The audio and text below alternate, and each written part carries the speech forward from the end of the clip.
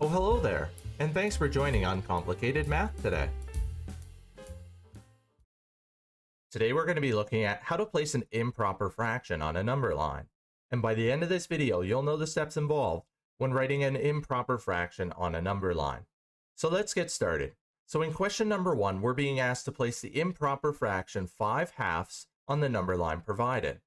So looking over the right-hand side here under our steps involved, we can see that our first step is to convert the improper fraction to a mixed number. And if you're unsure of how to do this, then I encourage you to pause the video and take a look at the video link in the description below, where we go over the process of converting an improper fraction into a mixed number in a lot more detail. So returning back to our problem, we need to convert this improper fraction into a mixed number.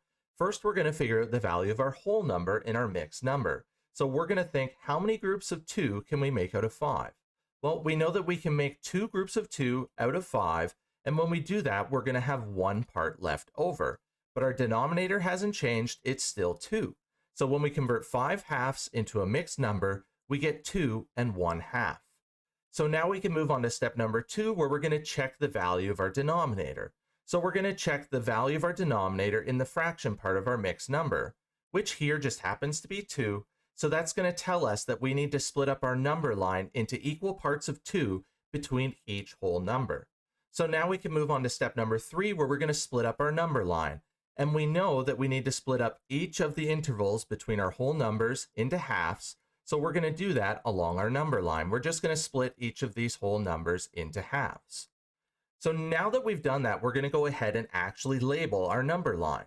So we know here that our whole number is 2, so we're going to lie within 2 and 3 on our number line, because 2 and 1/2 lies between 2 and 3. And then when we label this 1/2, we can now move on to step number 4, which is to place our mixed number. Our mixed number is 2 and 1/2, so on our number line, right between 2 and 3, we're going to draw a big old circle to show that that's where 2 and 1/2 would be located on our number line. And just to double check here, we're going to count all the individual parts here, because we've split up this whole entire number line into halves. So we have 1 part, 2 part, 3 parts, 4 parts, and 5 parts. So we have our 5/2. So now we're going to move on to question number 2, where this time we're being asked to place the improper fraction 10/3 on the number line provided. So remembering, our first step is to convert our improper fraction into a mixed number. So first we're going to figure out the whole number value of this improper fraction. So we're going to think, how many groups of 3 can I make out of 10? Well, I know that I can make 3 equal groups of 3 out of 10. So I'm going to write the 3, and I'm going to have 1 left over when I make 3 equal groups of 3 out of 10. So I'm going to write the 1, and my denominator hasn't changed. It's still in thirds. So now we can move on to step number 2, which is to check the value of our denominator, which in this case just happens to be 3. So we know that we're going to have to split up our number line into 3 equal parts. So now we're going to move on to step number 3, which is to split up our number line.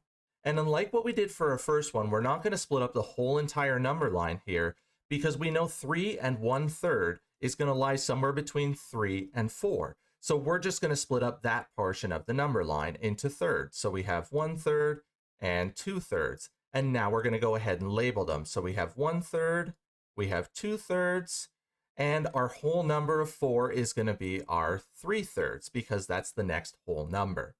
So now we can move on to step number 4, which is to place our mixed number.